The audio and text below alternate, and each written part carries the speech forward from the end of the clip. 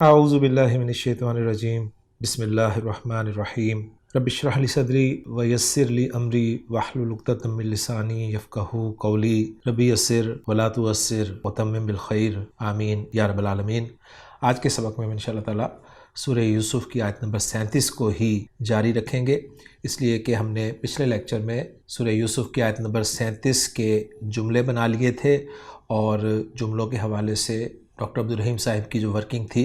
شرح المفردات کے حوالے سے وہ بھی مکمل کر لی تھی۔ آج ہم انشاءاللہ تعالی اس آیہ مبارکہ کی جو ورکنگ ڈاکٹر عبدالرحیم صاحب نے کی ہے ایضاحات النحویہ میں، اس کو پڑھنے، سمجھنے اور اپلائی کرنے کی کوشش کریں گے۔ ذہن میں تازہ رہے کہ سورہ یوسف آیت نمبر 37 جو کہ اسکرین پہ آپ لکھی ہوئی دیکھ رہے ہیں آج بھی ہمارے سبق کا حصہ ہے۔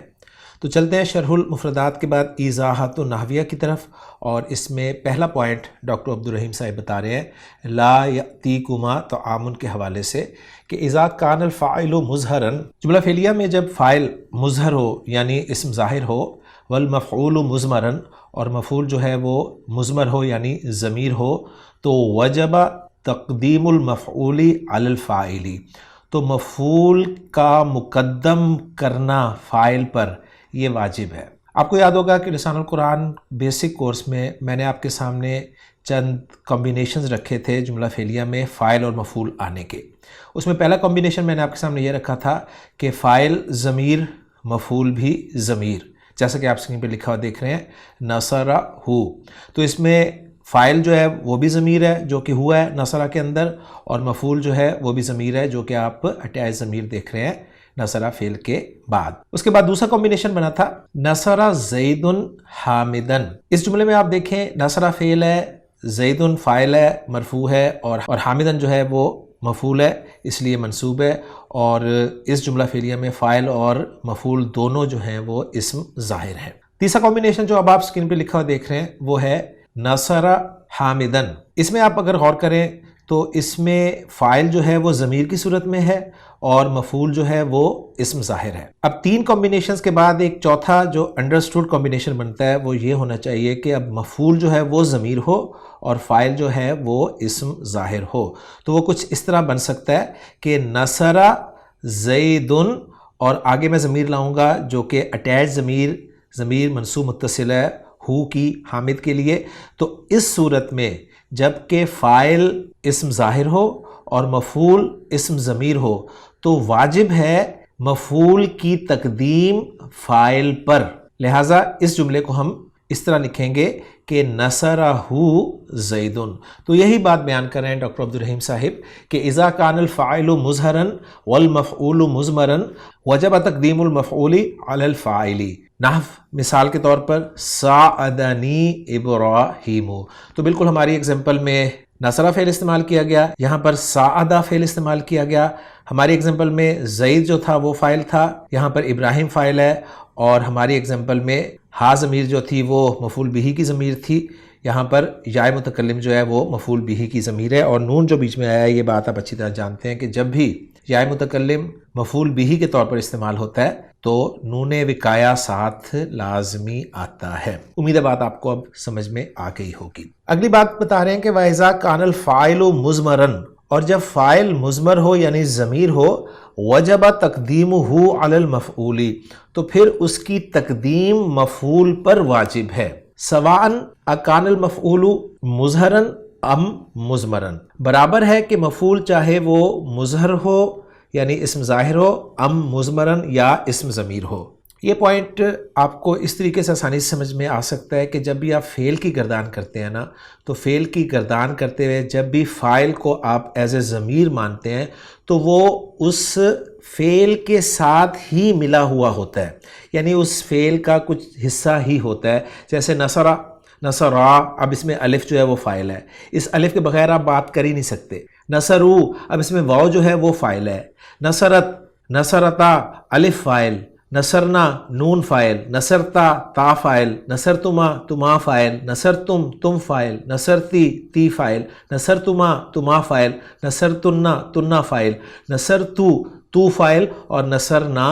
نا فائل. تو یہ سب فائل جو ہیں ماضی گردان میں آپ کے سامنے جو میں نے بیان کیے ہیں سب کے سب ضمیر ہیں، لہٰذا یہ آپ الگ کر ہی نہیں سکتے. تو پاسبل ہی نہیں ہے کسی طرح کہ مفعول کو ان پر مقدم کیا جائے. لہٰذا اسی پوائنٹ کو واضح کر رہے ہیں کہ جب فاعل ضمیر ہو تو اس کی تقدیم واجب ہے مفعول پر، چاہے مفعول جو ہے وہ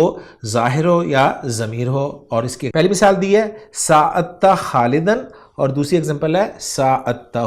تو پہلی ایگزامپل میں ساعتہ میں تا ضمیر مرفوع متصل جو ہے یہ اس کا فاعل ہے، اور خالدن مفعول ہے اور یہاں پر وہ مظہر ہے یعنی ظاہر ہے. اور دوسری ایگزامپل ساعتہ میں تا ضمیر مرفوع متصل اس کا فاعل ہے، اور ہا ضمیر جو کہ منصوب متصل ہے وہ مفعول بھی ہے اور یہ ضمیر ہے. تو دو ایگزامپلز دے کے انہوں نے بتا دیا کہ جب بھی فاعل ضمیر ہوگا تو وہ مفعول پر مقدم ہی ہوگا، چاہے مفعول ضمیر ہو یا ظاہر ہو. امید ہے یہ باتیں آپ کو کلیئر ہو گئی ہوں گی. اگلا پوائنٹ دے رہے ہیں ترزقانی ہی کے حوالے سے کہ حاذہ الجملۃ نعت لطعام.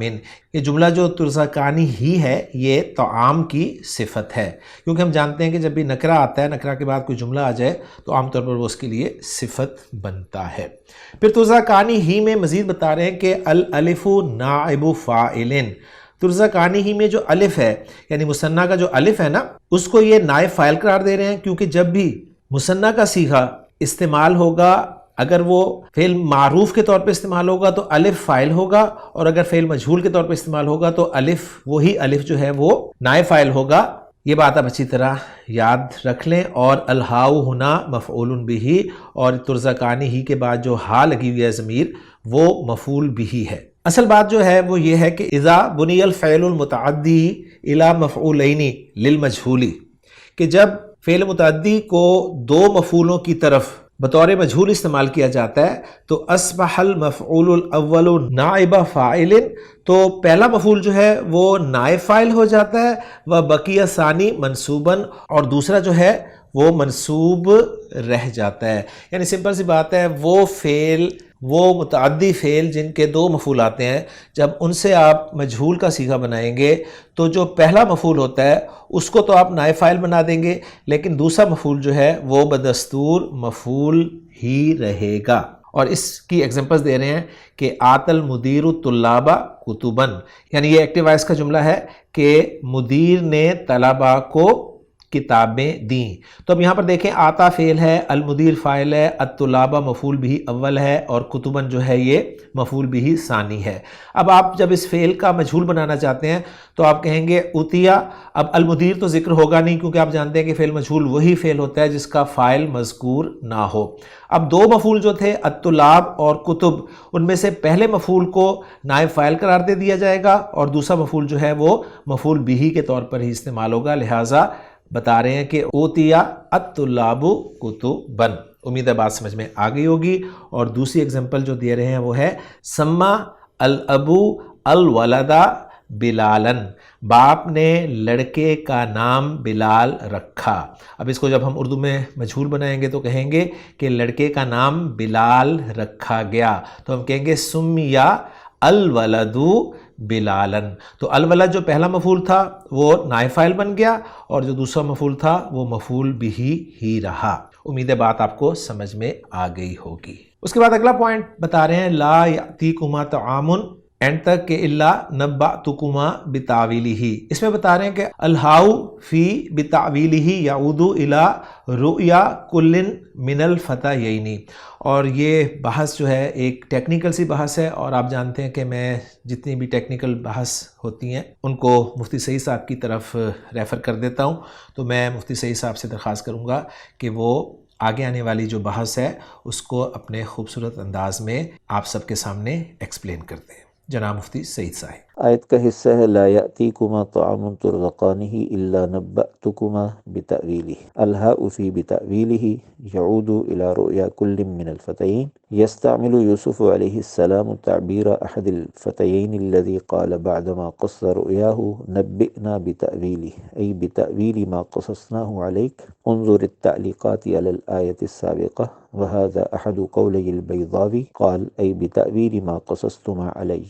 کہا جا رہا ہے کہ بتأویلہ کے اندر ہا، الہا فی بتأویلہ یعود الی رؤیا کل من الفتیین، یہ دونوں نوجوانوں میں سے ہر ایک کے رؤیا کی طرف لوٹ رہی ہے۔ اور اس حضرت یوسف علیہ السلام کی جوابی گفتگو میں بھی بتاویلہ کے لفظ کے اندر وہی گویا تعبیر اختیار کی جا رہی ہے۔ یستعمل یوسف علیہ السلام، یوسف علیہ السلام استعمال کر رہے ہیں تعبیر احد الفتیین الذی، ان دو نوجوانوں میں سے ایک کی تعبیر کو، قال بعد ما قص رؤیاہ، جس نے اپنا خواب بیان کرنے کے بعد کہا تھا نبئنا بتاویلہ، اور وہاں بتاویلہ کا معنی تھا بتاویل ما قصصناہ علیک، کہ ہم دونوں نے جو اپنے اپنے خواب آپ پر بیان کیے، جو کچھ بیان کیا اس کی تعبیر بارے ہمیں باخبر کیجیے۔ تو جیسے وہاں ما قصصناہ علیک کی تعویل میں اس ضمیر کا مرجع کر دیا گیا، اسی طرح یہاں بھی ہے، اور کہا جا رہا ہے انظر التعلیقات علی الآیت السابقہ، کہ سابقہ آیت پر جو تعلیقات ہیں ان کو یہاں دیکھ لینا مفید ہے۔ اب یہاں حضرت یوسف علیہ السلام کی جوابی گفتگو میں بتاویلہ کی ہی ضمیر کا اسی انداز پر ہونا، اس کے بارے میں کہا جا رہا ہے وَهَذَا أَحَدُ قَوْلَيِ الْبَيْضَاوِي، کہ امام بیضاوی کے دو قولوں میں سے ایک قول یہی ہے۔ چنانچہ انہوں نے کہا ہے اس حضرت یوسف علیہ السلام کی گفتگو بارے کہ الا نبأتکما بتاویلہ کا معنی بتاویل ما قصصتما علیہ، کہ اے دونوں نوجوانوں جو تم نے مجھ پر بیان کیا اس کی تعبیر بارے میں تمہیں باخبر کروں گا۔ آگے آیت کے اس حصے الا نبأتکما بتاویلہ جو استثناء پر مشتمل ہے، استثناء کی حیثیت واضح کرتے ہوئے کہا جا رہا ہے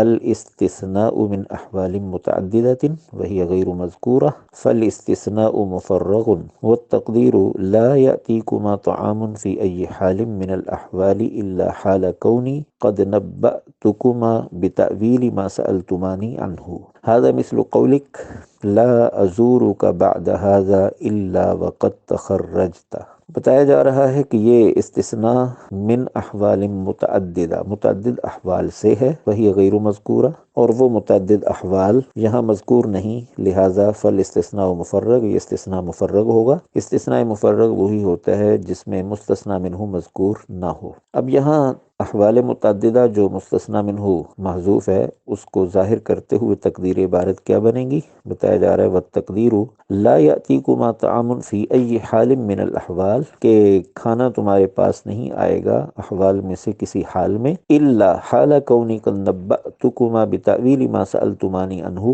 مگر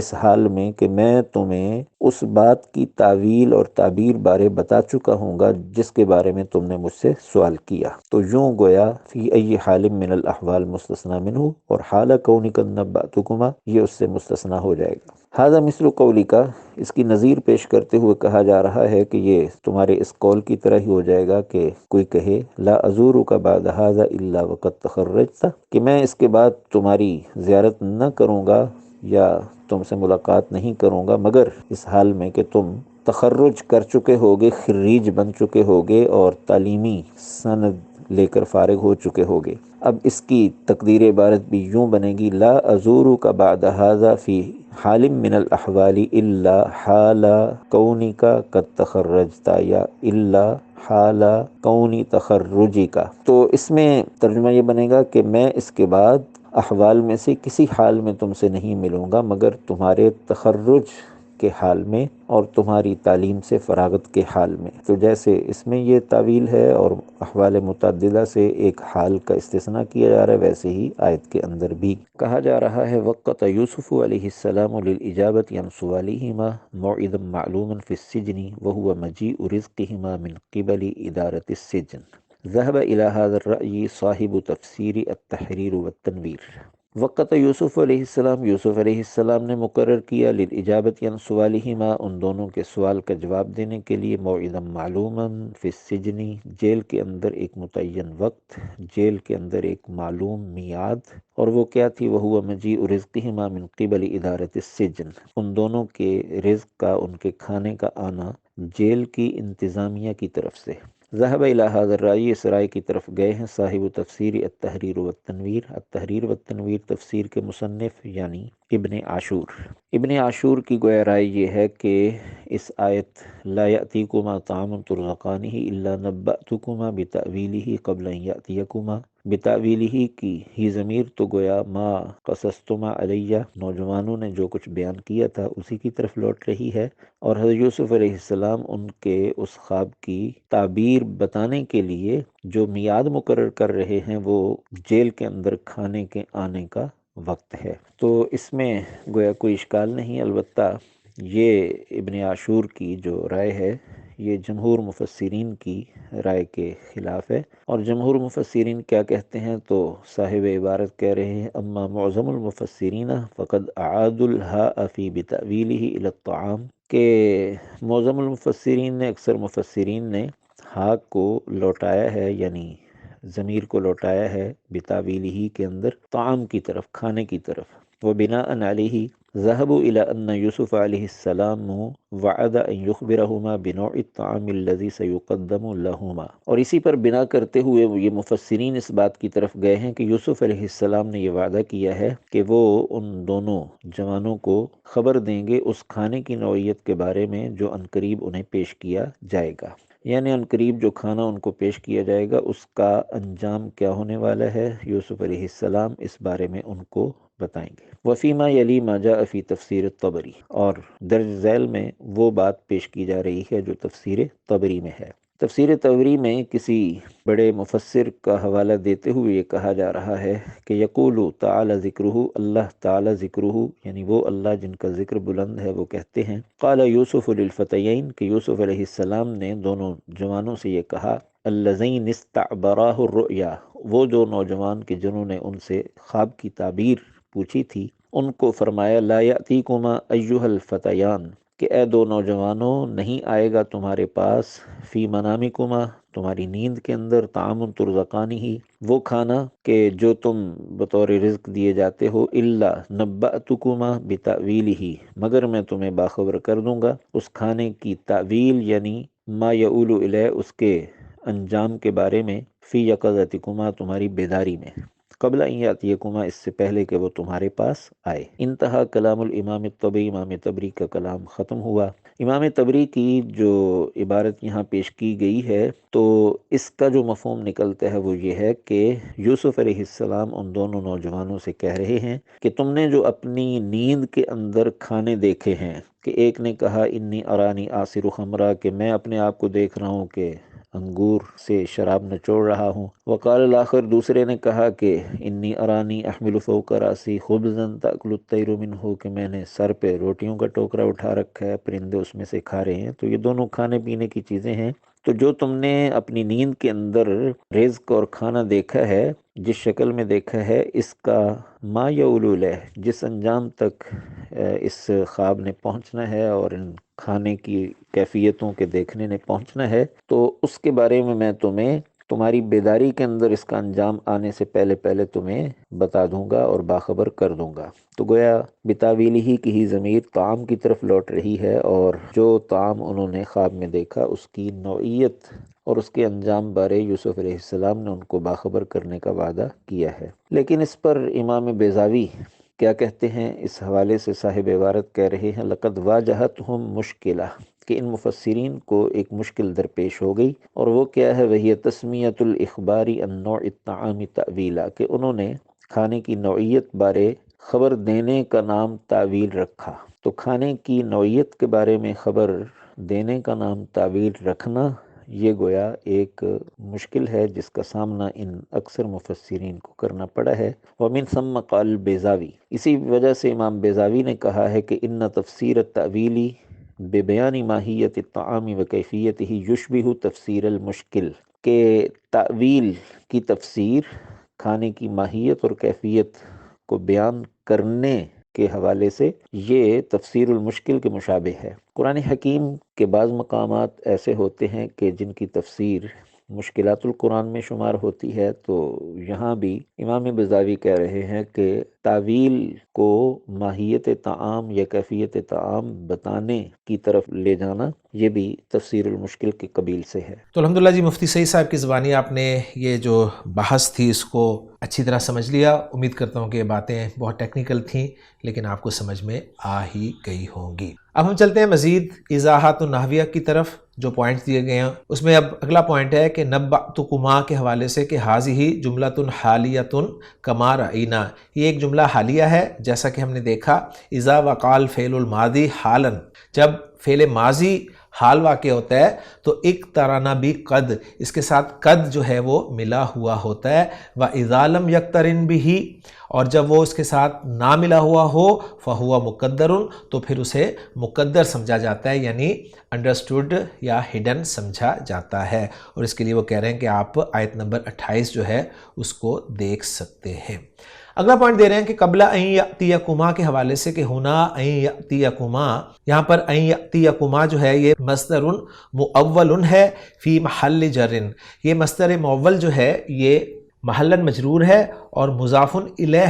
واقع ہو رہا ہے، کیونکہ مجرور دو چیزیں واقع ہوتی ہیں، یا تو مضاف الیہ ہوتا ہے یا پھر ایسا اسم جس سے پہلے حرف جر ہو۔ تو ان مصدریہ ہے اور ان مصدریہ کے بعد ظاہر بات ہے جملہ فعلیہ آتا ہے، اور ان مصدریہ اپنے بعد والے جملے سے مل کر مصدر کی تعویل میں ہو کر کچھ نہ کچھ بنتا ہے۔ امید ہے بات کلیئر ہو گئی ہوگی۔ اگلا پوائنٹ ہے ذالکما کے حوالے سے، اور بتا رہے ہیں کہ یشیر بذالک الی علمہ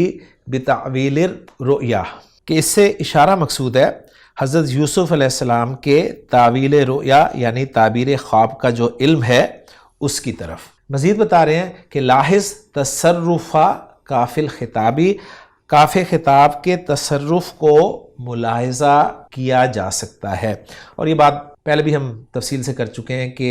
یہ جو اس میں اشارہ ہے اس کا اینڈ والا جو کاف ہے یہ کاف خطاب کہلاتا ہے، اور پھر اس میں تصرف یعنی اس میں تبدیلی جو ہے وہ جائز ہوتی ہے مخاطبین کے اعتبار سے۔ اگر واحد مخاطب ہوگا تو آپ ذالکا ہی کہیں گے، اگر دو مخاطبین ہوں گے تو آپ ذالکما کہیں گے، اگر دو سے زائد ہوں گے تو آپ ذالکم کہہ دیں گے، اگر مؤنث ایک ہوگی مخاطبہ تو آپ ذالکی کہہ سکتے ہیں، دو ہوں گی تو ذالکما، اور دو سے زائد ہوں گی تو ذالکنا بھی کہہ سکتے ہیں۔ یہ کہہ سکتے ہیں لازمی نہیں ہے، ذہن میں رکھیے گا۔ اور اسی طرح جو تلکا کا اشارہ ہے اس کے کاف کو بھی ہم اسی طرح چینج کر سکتے ہیں۔ اگلا پوائنٹ جو ہے وہ ہے مما علمنی ربی، اس کے بارے میں بتا رہے ہیں کہ یہاں پر العائد محذوف ہے، یہاں پر عائد محذوف ہے، و تقدیر، اور تقدیر کلام کچھ یوں ہے کہ مما علمنی ہی ربی۔ ہم جانتے ہیں کہ علمہ یعلم تعلیماً ایسا فعل ہوتا ہے جو دو مفعول ڈیمانڈ کرتا ہے، کسی کو سکھانا اور کوئی چیز سکھانا۔ تو علمنی ربی یہ جملہ جو ہے جملہ فعلیہ، اس میں ایک مفعول بھی آ رہا ہے جو کہ یا متکلم ہے، کہ میرے رب نے مجھے سکھایا۔ کیا سکھایا اس کا ذکر نہیں ہے، اور اس سے پہلے چونکہ ما موصولہ لگا ہوا ہے تو ما موصولہ جب بھی آئے گا اس کے صلۃ الموصول میں ایک ضمیر ایسی ہونی چاہیے جو اس اسم موصول کی طرف لوٹے، تو یا متکلم جو ہے یہ تو ما کی طرف لوٹ نہیں سکتی، لہٰذا جو ضمیر عائد ہے جو کہ دوسرا مفعول بھی ہے علامہ فعل کے لیے وہ محذوف ہے، اور وہ ہا کی ضمیر ہے جو کہ ڈاکٹر عبدالرحیم صاحب نے آپ کو بتا دی ہے۔ امید ہے بات کلیئر ہو گئی ہوگی۔ اس کے بعد اگلا پوائنٹ ہے لا یؤمنون باللہ کے حوالے سے، کہ یہ جو جملہ ہے لا یؤمنون باللہ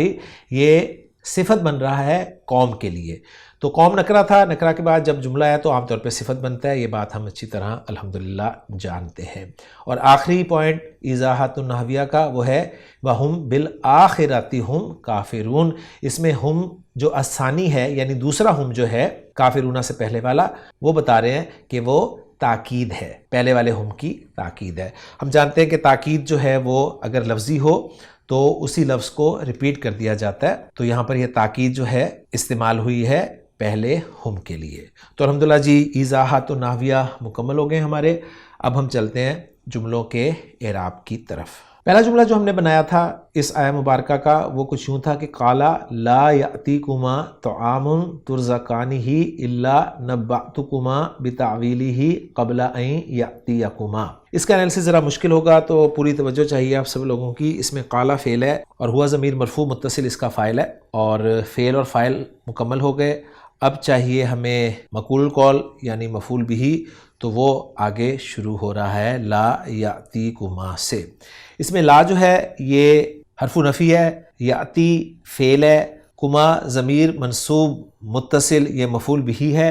اور تعامن جو ہے یہ یاتی فعل کے لیے فاعل ہے۔ تو اگر میں یہاں تک آپ کے سامنے مکمل کر دوں تو ایک جملہ پورا مکمل ہو جاتا ہے کہ لا یاتی فعل ہے، کما مفعول بھی، تعامن فاعل، فعل اپنے فاعل مفعول بھی سے مل کر جملہ فعلیہ ہو کر محلاً منصوب مفعول بھی مقول القول کالا فعل کے لیے، اور کالا فعل اپنے فاعل اور مفعول بھی سے مل کر جملہ فعلیہ مکمل ہو گیا۔ لیکن یہ جملہ آگے چل رہا ہے، لہٰذا اگلے الفاظ کو ہم انالائز کرنے کی کوشش کرتے ہیں۔ ترزقانی ہی یہ فعل مجہول ہے جس میں الف جو ہے ضمیر مرفوع متصل یہ نائب فاعل ہے، اور ہا ضمیر جو ساتھ لگی ہوئی ہے ضمیر منصوب متصل یہ مفعول بھی ہے۔ فعل مجہول اپنے نائب فاعل اور مفعول بھی سے مل کر جملہ فعلیہ ہو کر محلاً مرفوع صفت بن گیا تعامن کے لیے، اس لیے کہ تعامن نکرہ تھا، اور ہم جانتے ہیں کہ نکرہ کے بعد جب جملہ آ جائے تو وہ عام طور پر اس کے لیے صفت بنتا ہے۔ اب ہم تھوڑا تھوڑا کر کے جوڑیں گے، کیونکہ یہ باتیں میں نے آپ کو کہا کہ بڑی ٹیکنیکل ہیں، آپ کو مشکل سے سمجھ میں آئیں گی، تو پوری توجہ چاہیے آپ کی۔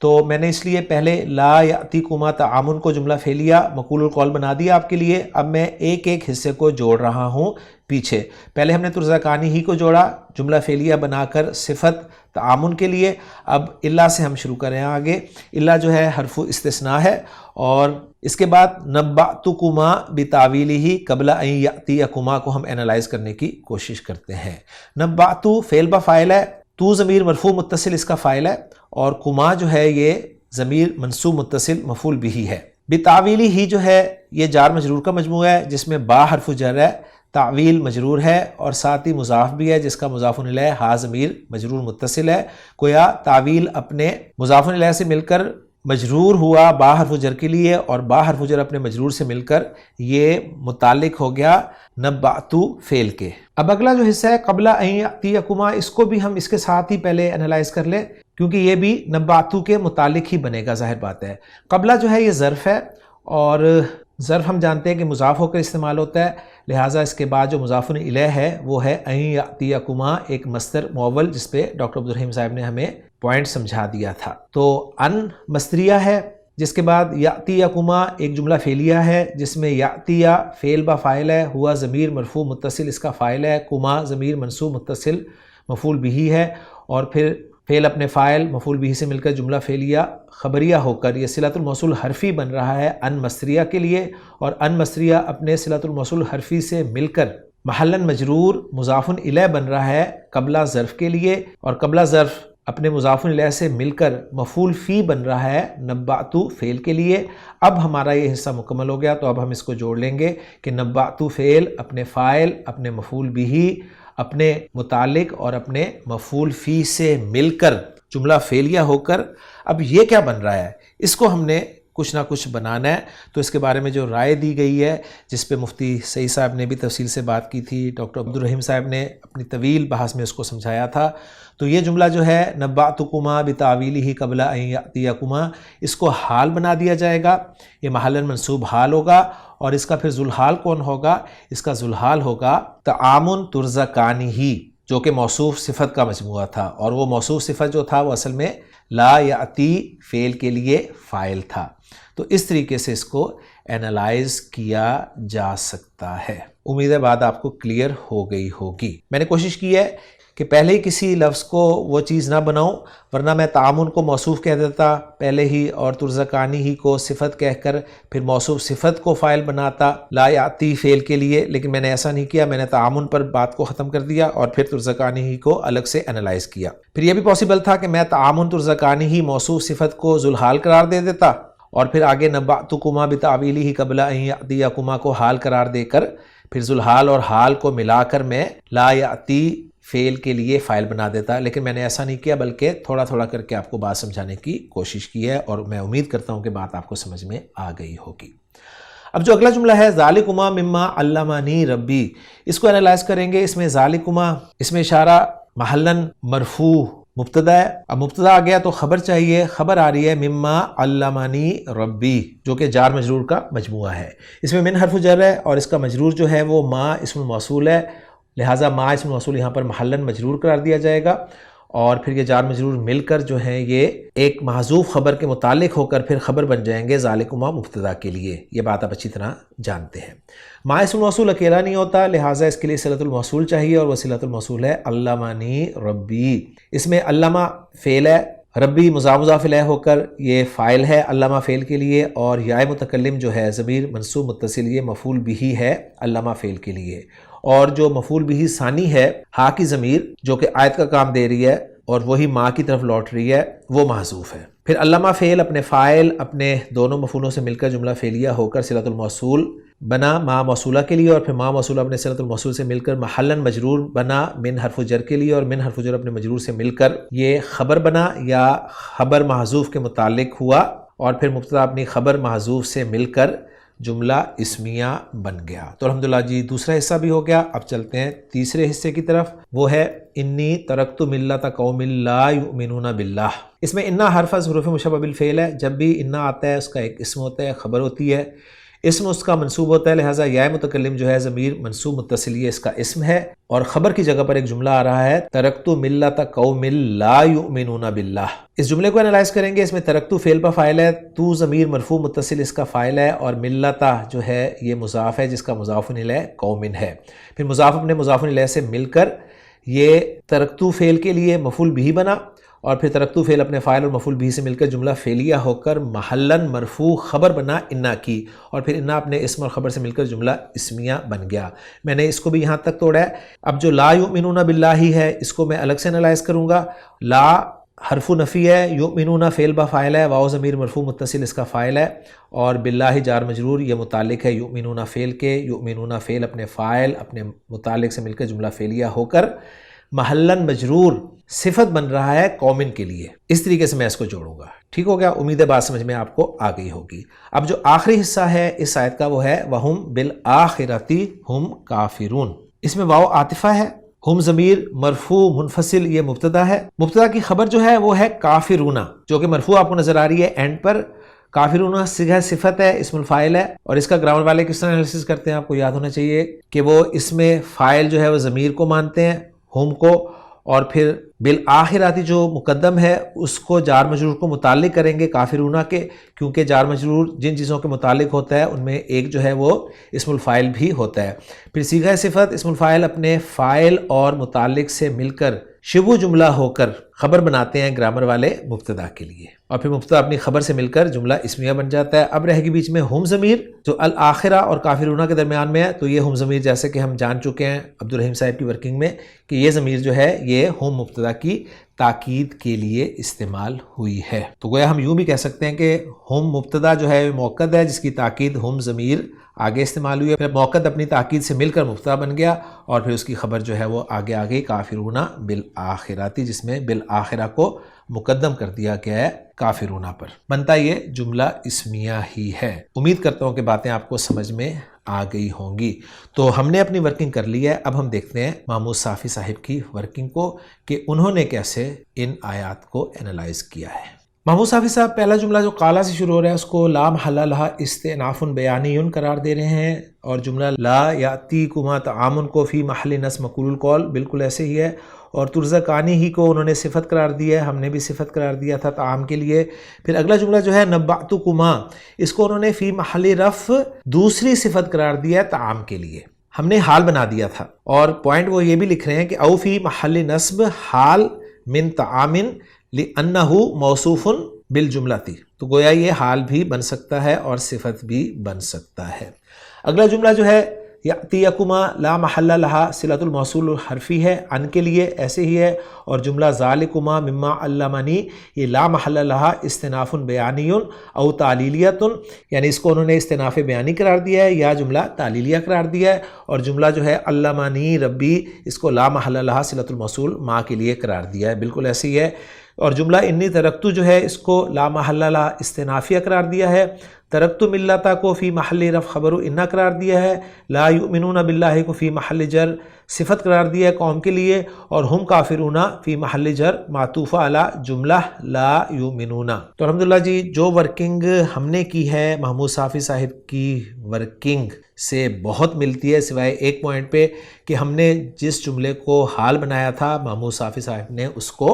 صفت بھی قرار دیا ہے اور حال بھی قرار دیا ہے۔ تو الحمدللہ جی اعراب بھی جملوں کا پورا ہو گیا۔ اب آخری چیز جو اس آیت کے حوالے سے رہ گیا ہے وہ اس آیت کا ترجمہ، تو وہ ترجمہ میں آپ کے سامنے رکھتا ہوں۔ قال لا یأتیکما طعام ترزقانہ، اس نے کہا تمہارے پاس وہ کھانا نہیں آئے گا جو تمہیں دیا جاتا ہے، الا مگر نبأتکما بتعویلہ، میں تمہیں اس کی تعبیر بتا دوں گا، قبل ان یأتیکما، اس سے پہلے کہ وہ تمہارے پاس آئے۔ تو میں نے تھوڑی سی اس میں تبدیلی کی ہے، اس لیے کہ میں نے جو لفظ پہلے پڑھے تھے میں نے ان کا ترجمہ بھی پہلے ہی رکھ دیا ہے۔ ذالکما مما علمنی ربی، یہ اس میں سے ہے جو میرے رب نے مجھے سکھایا۔ انی ترکت ملت قوم لا یؤمنون باللہ، بے شک میں نے اس قوم کا دین چھوڑ دیا ہے جو اللہ پر ایمان نہیں لاتے، وہم بالآخرۃ ہم کافرون، اور وہ آخرت کے ساتھ بھی کفر کرنے والے ہیں۔ تو الحمدللہ جی آیت نمبر 37 جو کہ ایک ٹیکنیکل آیت بھی تھی، اور بہت ساری باتیں اس میں ایسی تھیں جو ہمیں سمجھنے کے لیے بار بار ان باتوں کو پڑھنا اور لکھنا اور سیکھنا پڑے گا، لیکن انشاءاللہ تعالیٰ بار بار کرنے سے چیزیں جو ہے ہماری پکی ہو جائیں گی۔ انشاءاللہ تعالیٰ اگلے لیکچر میں سورہ یوسف کی اگلی آیت کے ساتھ آپ سے ملاقات ہوگی۔ سبحانک اللہم و بحمدک، اشہد ان لا الہ الا انت، استغفرک و اتوب الیک۔